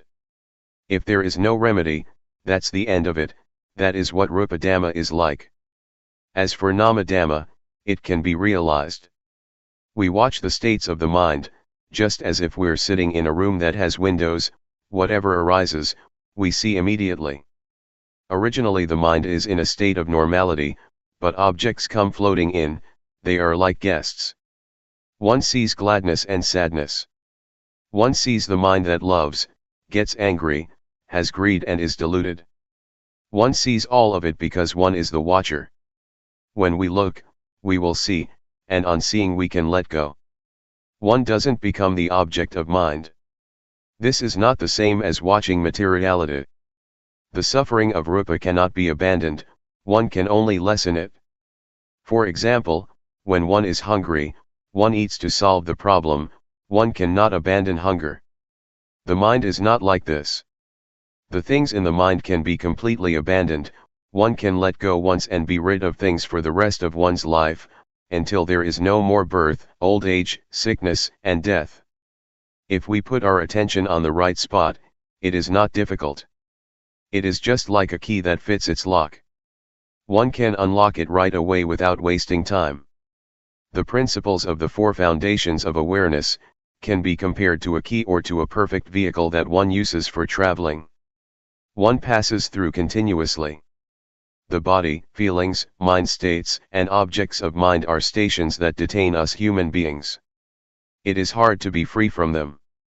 But if we develop the foundations of awareness a lot, and put our body, feelings, mind, and mind objects in the boxing ring, awareness will be the champion. It will conquer constantly because the body, feelings, mind, and mind objects are not any self, they will have to confess and surrender to awareness. The truth cannot escape the truth, what is not true cannot withstand verification. The principles of the four foundations of awareness compare with a just judge who upholds uprightness. They charge suffering, the ego, the self, like, dislike, gladness, sadness, defilements, craving, being caught up in things, the sense of me. These things cannot arise. One could say that the foundations of awareness are the contraceptive medicine to control the birth of suffering. Suffering cannot establish itself, because one sees from the beginning that there is only rupa and nama. When one sees from the start that there are only just rupa dhamma and nama dhamma, this immediately affects suffering. It is shaken. This matter is about ending suffering, it is about peace, it is about the remainder-less extinction of all suffering. Luangpor Teean Apagaro. Watsanam Nai, Bongrua District, Nuntaburi Province. The experience of meeting Luangpor Teean. I am a monk from out in the country. My parents were farmers. Before I ordained, I made merit and made offerings. I would go to the monastery as the tradition prescribed, and as my parents used to do. At that time, I didn't practice yet. I ordained when I was nearly 23 years old, in 1961. Having ordained, I studied in an ordinary monastery in Hunan province. I practiced some meditation, but I didn't understand it very well. In 1968, I spent the Rains retreat in Chayapam province, and after that I learned to give Dhamma talks. In those days, in order to give talks, one had to study with a teacher. It so happened that a layman from Lahi province came to visit his relatives here, and he had heard Luangpor Teean speak Dhamma with Ajahn Mahaboa Tong, the latter being one of his first disciples. He practiced with Luangpor Teean, and he was invited to give a talk to the lay people at my wat. This man kept talking to me, telling me all about it, and it struck my mind how he could talk about the Dhamma.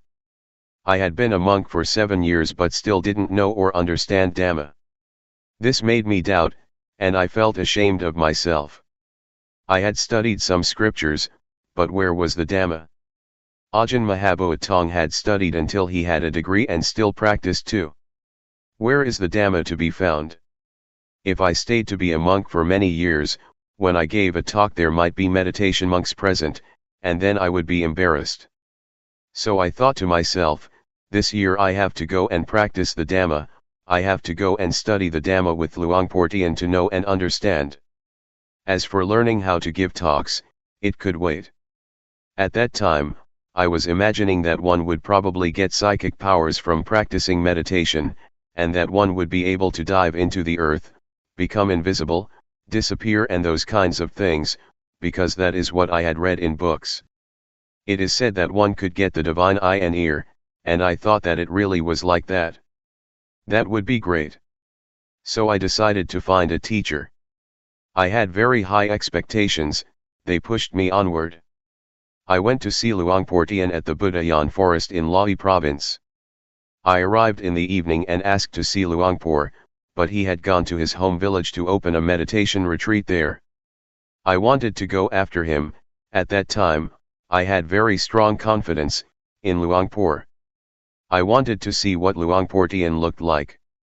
However, the monks told me to spend the night there first, and the next day they would take me to him. I agreed. I had a talk with Ajahn Mahaboa Tong but I was still thinking that I wanted to see Luangpor Teean. The next morning we set out to find Luangpor Teean at Bohom village. We arrived around 10 o'clock in the morning. I paid my respects to him, and he asked me, "Where do you come from?" I told him that I ordained at my home village in Hunan Tani province and that I had been studying for 7 years. I told him about my doubts and that I wanted to practice the Dhamma with him. He didn't say much. He asked, "Are you really interested?" I said yes. He asked, "Are you going to practice sincerely?" I said yes. He said, "Practicing Dhamma is easy. There is no need for ceremonies and rituals." I liked that. I had already decided that if he told me to recite rising falling, I wouldn't do it, because I found it was embarrassing. But he was talking about practicing in a simple way, being at ease, using movements. No need to close the eyes while sitting, raising the hand, lowering the hand, making movements.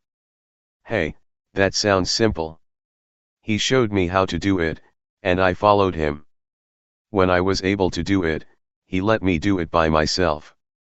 I felt a bit embarrassed at first. I am someone who easily feels ashamed. He told me to stay alone in a hut. I practiced alone at Bohom village for as long as 15 days, but I still didn't understand.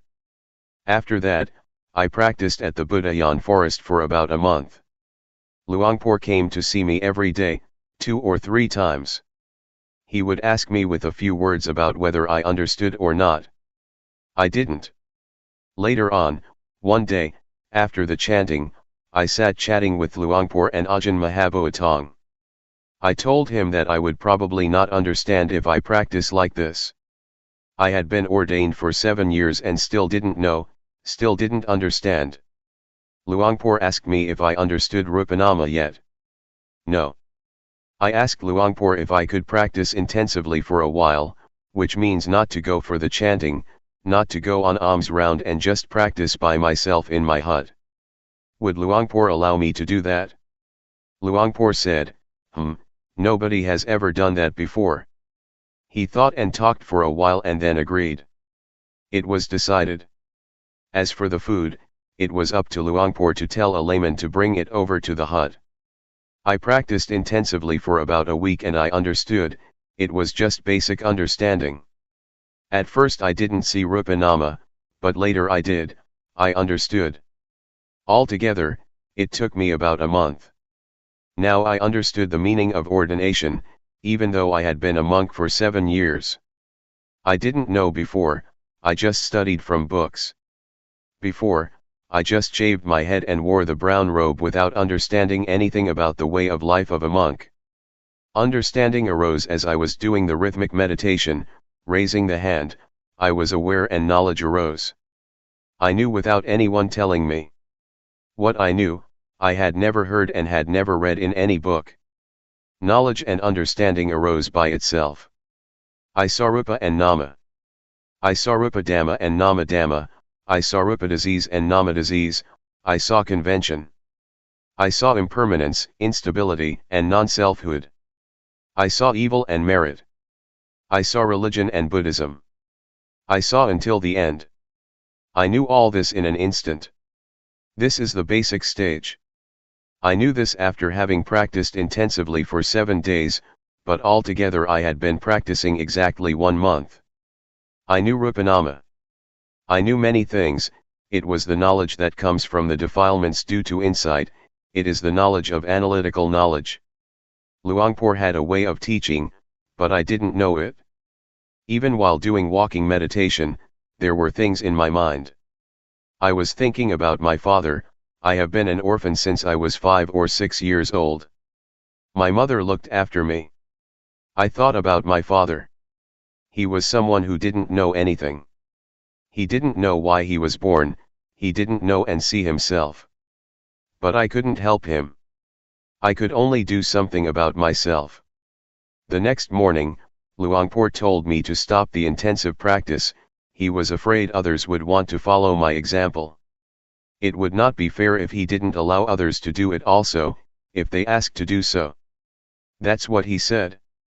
No one had done this before, one would just practice continuously, working at the same time. There was no intensive practice.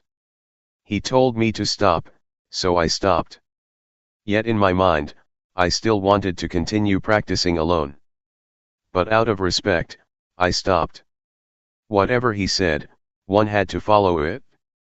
When I was first practicing, he didn't let me look at thought, until I had stopped for 4 or 5 days. At that time, I threw myself into it.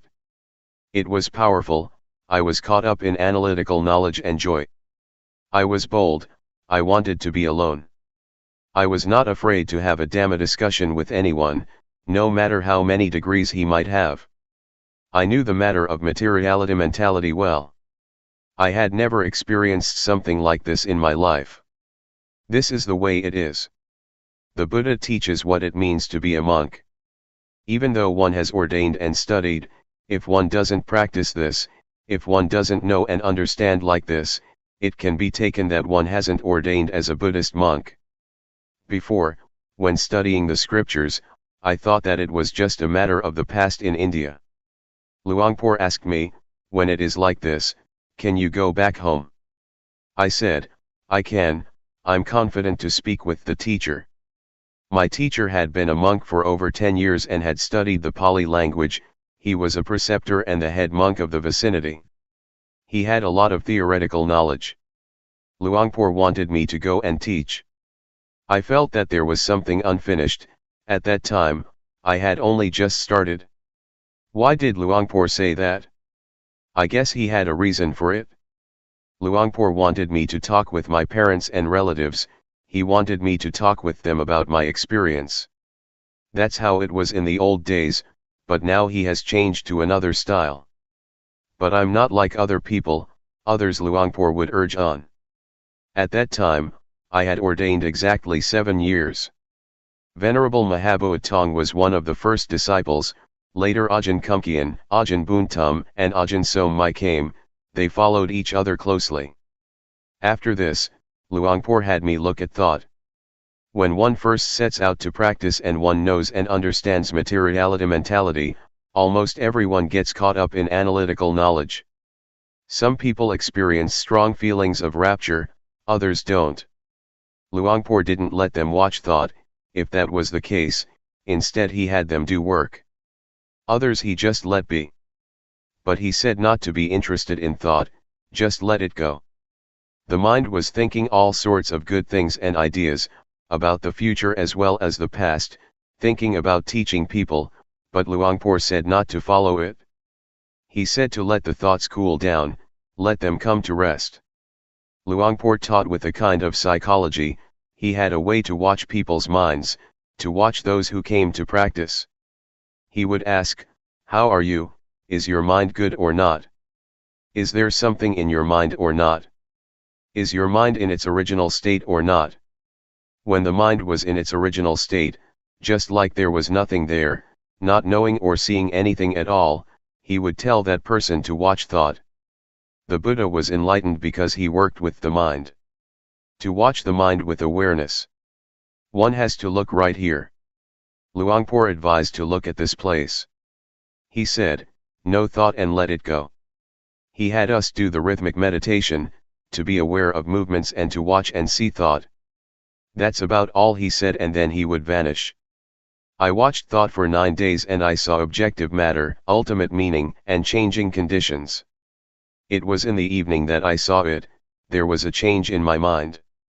When I saw Rupanama there was another kind of change, but on seeing ultimate meaning, there was another change.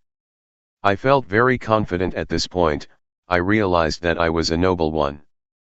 Being a noble one is to be found right here, it is not to do with shaving the head or wearing brown robes. I saw that it was right here. Luangpor taught whoever came to practice to look at the mind, to watch the various thoughts. When there is a change in the mind, everyone should know and see it. This was his method of teaching. He would ask the practitioners what they saw and understood. We would inform him that we knew or understood ultimate meaning or whatever it was. Formerly, I understood that in order to be a monk, a noble one had to shave the head, wear brown robes and stay at a monastery, but now, I understood that anyone can be a noble one, women as well as men, one can wear clothes of whatever color, one can have any nationality, speak whatever language or uphold any religion. This was not yet clear when I knew Rupanama. I understood it but not yet clearly, but on seeing ultimate meaning, awareness was more clear and I saw things that were more refined.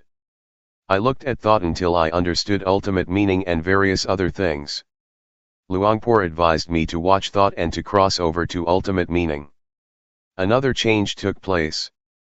I saw greed, hatred, and delusion, and after that there were more changes, I understood and saw in stages. I understood sickness and death, heaven and hell, evil and merit. But I didn't know in the same way that Luangpor knew. Luangpor knew in stages, but my understanding was different. It wasn't long before the mind changed a third time, and it changed completely. I saw greed, hatred, and delusion at the same time as objective matter, ultimate meaning and changing conditions. After that there were insights continuously, I saw virtue, I saw sensuality, etc., until I knew everything. I understood what the Buddha taught. I practiced alone and didn't talk with anyone. One day, Luangpor gave a talk. He spoke all the way from the beginning of practice. I listened to what he said. I thought, hey, that's exactly what I've experienced and seen. When the talk was over, I went over to talk with him. We just talked very briefly. Since that day, for me, whatever someone may say or teach, I am completely confident that the method that I practiced with Luangpor, the method that Luangpor teaches, is a shortcut, is a straight way of practice, is a method that has nothing to do with ceremonies and rituals. The paths, fruits and nibbana, that we are doubting about, that we're searching for, that we're trying to attain, have nothing to do with studying. One can study or not study. It is another thing altogether. I really am confident about it. Counting from the day that I started to practice by myself, about 1 month and 20 days had passed, from the outer bark to the heartwood. On the last day, I sat doing the rhythmic meditation. I mostly sat, I walked less. It was as if I came to an end, as if I was finished. But awareness was still good, I still felt everything clearly. I was thinking by myself, am I crazy or not? No, I'm not. The eyes still see, the ears still hear, and I still know coming and going. I'm not crazy. Why is it like this? At that time, I didn't know yet. But when I knew, I realized, this is not wrong, this is really what the Buddha teaches. I went to talk with Luangpor and informed him that it was like this. He said, birth has ended, being has ended, the practice has finished. Luangpor used to say that, the Buddha cut his hair only once and that the Buddha kills people, but most of us don't understand these comparisons, we don't know what has been cut. But when I experienced it, I knew that things are like this. When I talked with Luangpor, we didn't talk very long. When I knew, he just let me go. During the last stage that I was watching thought, I looked at my mind changing continuously, in periods, in stages. But there must be an object to know. If one knows without an object to know, if one knows absent-mindedly, it shows that it is not right, it is still wrong. There must be an object constantly, one has to see constantly. I completely understood about the training in virtue, the higher training in virtue, the higher training of the mind and the higher training in wisdom. I knew all of it. But I cannot speak in the same way that Luangpor did. The way he used to talk was that things have to be like this and like that, but what I saw was more like an immediate liberation. Luangpor has another style. It goes in stages. My way is different. Altogether there were 5 shifts in the mind, it happened very quickly. With the last one, I knew the state of arising passing that Luangpor used to talk about. They say, the eye sees a form, it arises and passes. One hears, it arises and passes. Something comes in contact with the body, it arises and passes. This is what's in the scriptures, anyone can say it, but this has nothing to do with the state of arising passing. It is something different. I can really guarantee this method. At this time, with Luangpor having passed away, I can insist that the principles of the method that Luangpor teaches are right.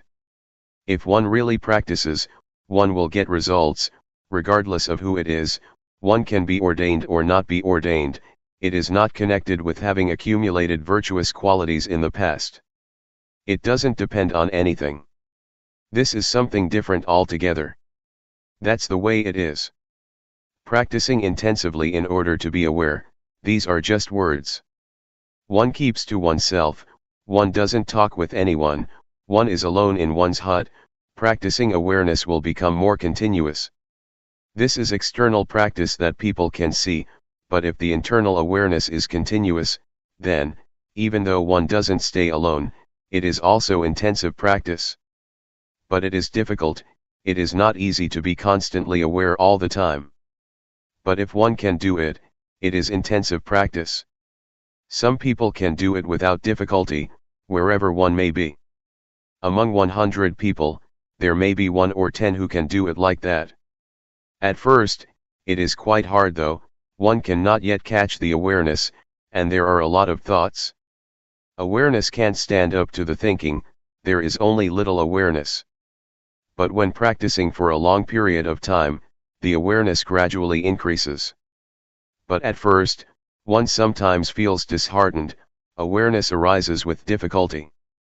When I first practiced with Luangpor, I sometimes did some walking outside the hut, but, later, when I practiced intensively by myself, I mostly was inside the hut and didn't go outside. I used the posture of sitting more than the posture of walking. One day, as I was sitting, practicing awareness, making movements in the sitting position, for one moment it was just as if things happened very fast. It was as though it happened in a flash, like a flash of lightning. To use Luangpor's expression, it was like a blink of the eye or a snap of the fingers. At that time, it was as if there was something heavy and I threw it off. I felt light. I knew I was light because I had never experienced this before. I felt that something was different. But there was awareness.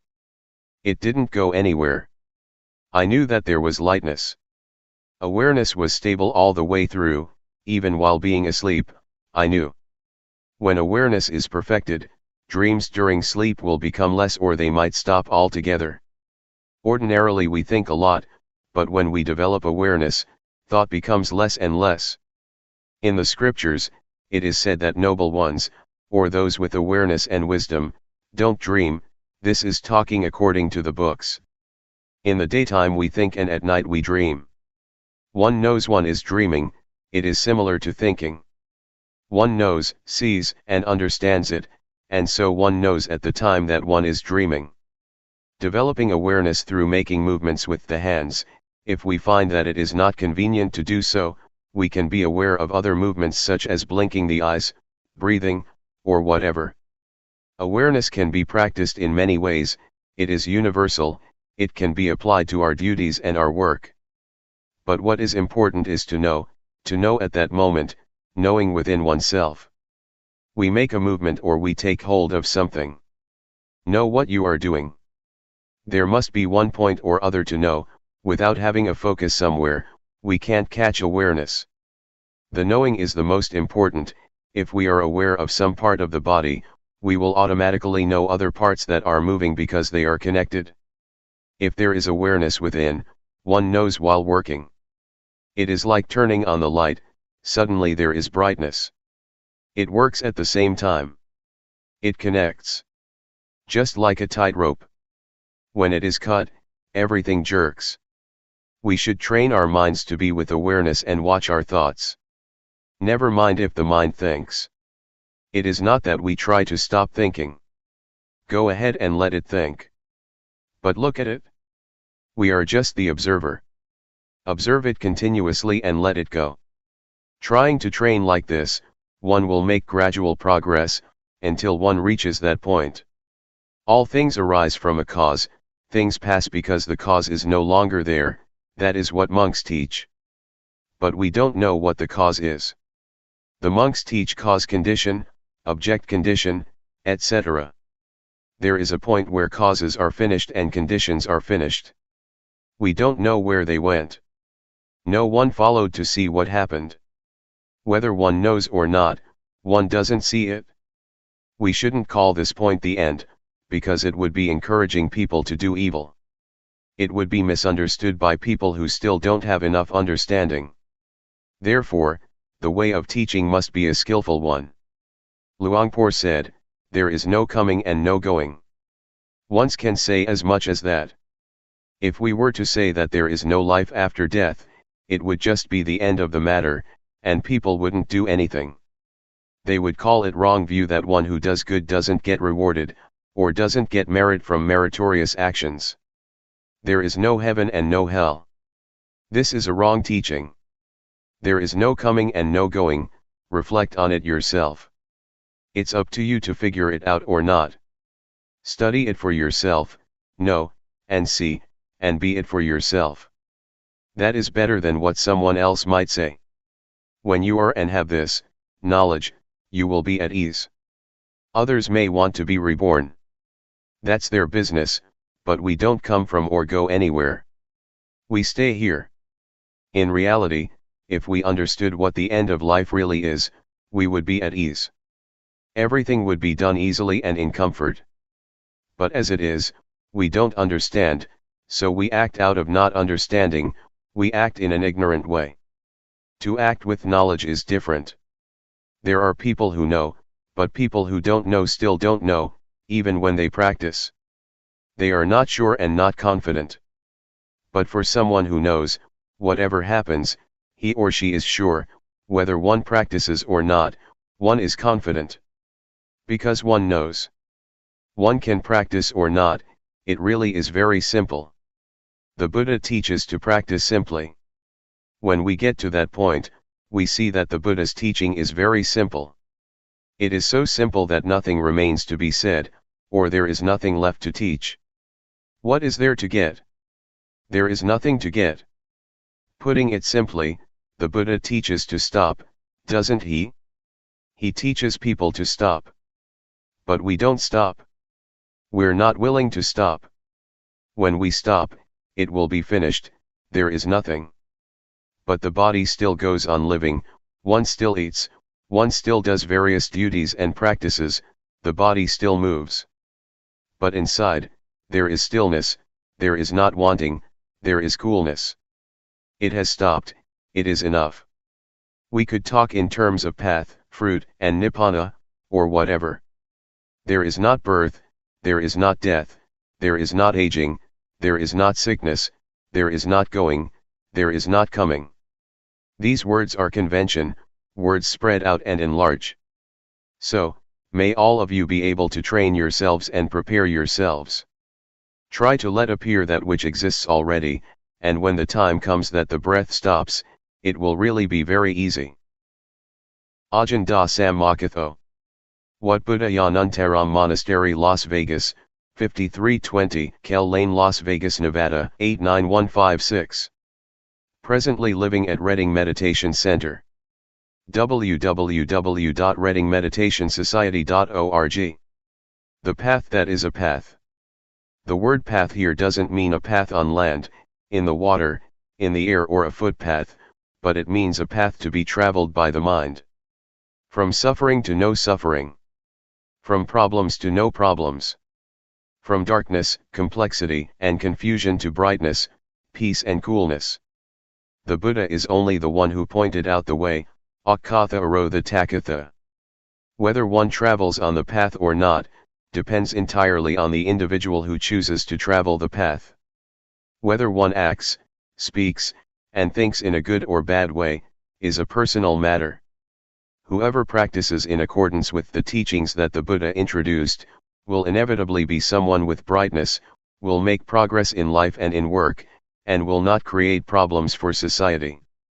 By contrast, whoever has no interest in the teachings of the Buddha, will experience suffering and will drop into darkness and delusion. Such a person doesn't know the direction that life should take. Such a person is ignorant of what is what, and harms both self and others out of delusion and lack of understanding, through bad behavior in body, speech, and mind. Such a person is under the influence of greed, hatred, and delusion. Described in the biography of the Buddha, as well as before the time of the Buddha, some practiced physical torment of self, and it was widely believed that the 7 or 8 absorptions were the highest of attainments. The Buddha saw that such was not the way to completely escape suffering, it is just a way to temporarily become peaceful or to subdue oneself, like putting a rock on top of the grass.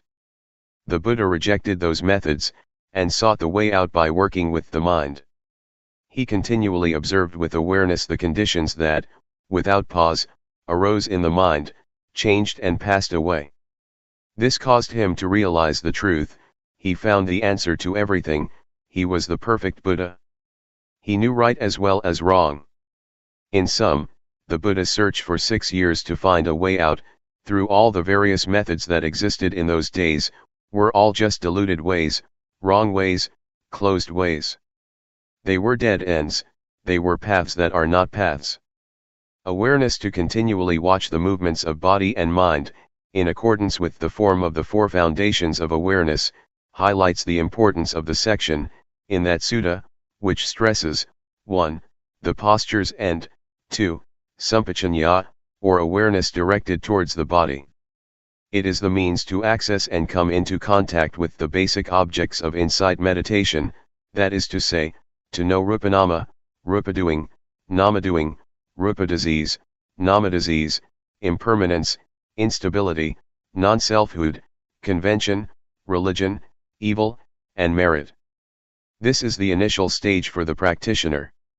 To know and experience these phenomena is to enter the highway of the Dhamma, and at the same time it is an arrow that points to the final destination, the end of the end, or the end of suffering, which is the highest goal of life. When we have reached it, we will have answers to everything. When knowing and seeing the truth, according to the way things are in reality, the mind begins to change from one thing to another, through the power of ultimate truth. Previous behavior and tendencies get reformed, and, at the same time, that which is really true in life becomes manifest. One loses one's naive beliefs about, for example, ghosts and angels, lucky omens, heaven and hell. One starts a new life, right there, at that point. Just that little bit of awareness is the vehicle that leads life to the end of all suffering. When life reaches the end of the end, it is as if one lives in a new world. It is a world of spiritual freedom, safe from spiritual suffering. It is a safe and peaceful realm. Life has come in touch with the highest truth in Buddhism, will be established in the now, and it will be very simple. It will be light, comfortable, and without worry or doubt. There will be no danger. I can guarantee that one who has come to the stage of ultimate meaning will definitely not lose his or her way. He or she will have nothing to do with ghosts, angels, auspicious timing, sacred things, hell, heaven, death, rebirth, and so forth. This is because one who practices the Dhamma by developing awareness in this fashion, must know and contact objects all the time.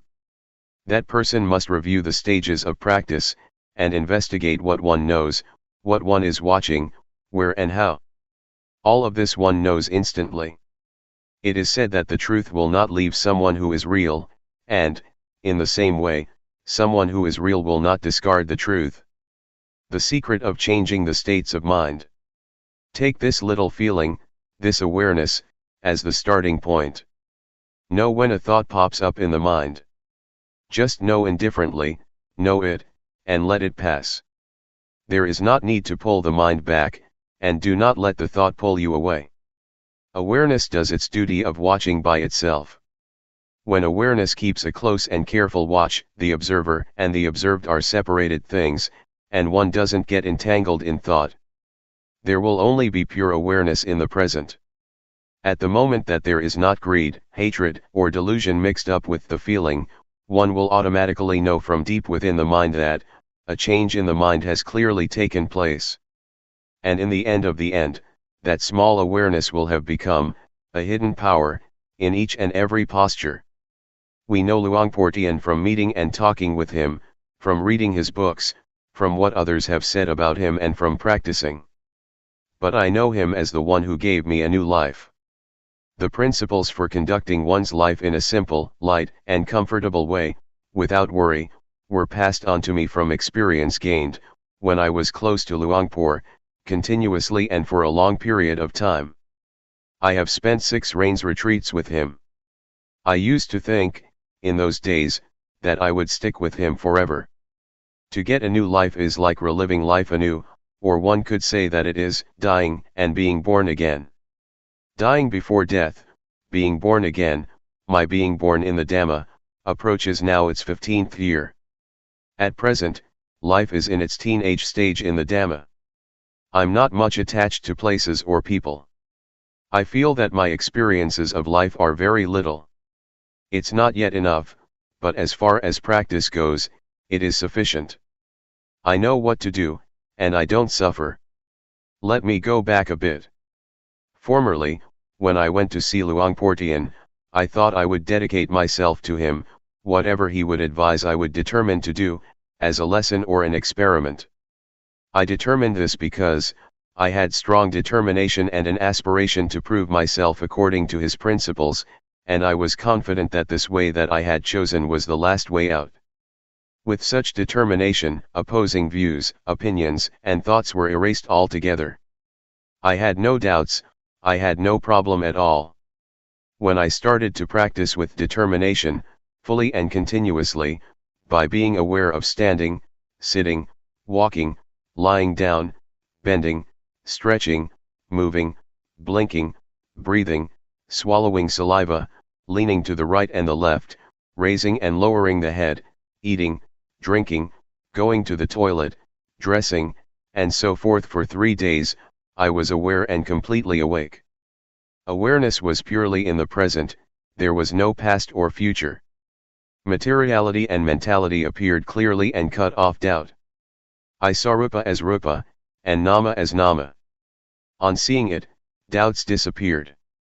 I won't talk about my personal knowledge, but I'll say something directly about the principles, that are the technique of practice. To practice intensively, alone in one's room, is a wonderful opportunity for someone who is seeking a way out for oneself, and it presents an opportunity, for those who are keen on this way of practice, for those who are real, and for those who are genuinely determined, and who practice sincerely, to really prove this style of practice. One can choose this solitary practice for either 7 days, 15 days, 3 months, 1 year, or 3 years.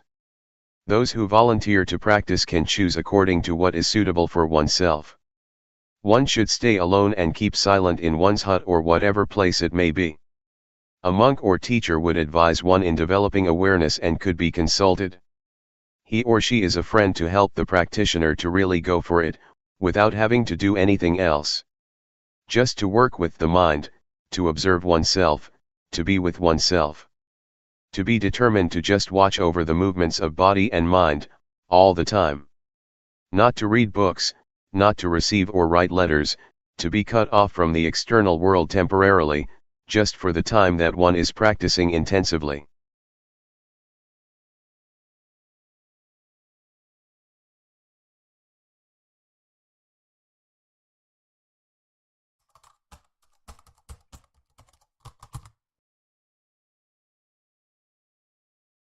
May all beings be at ease.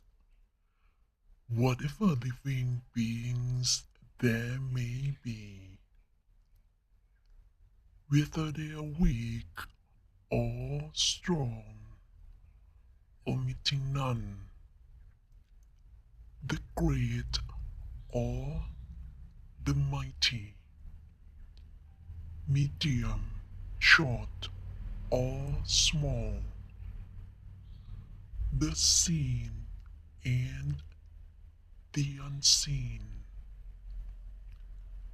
those living near and far away, those born and to be born. May all beings be at ease.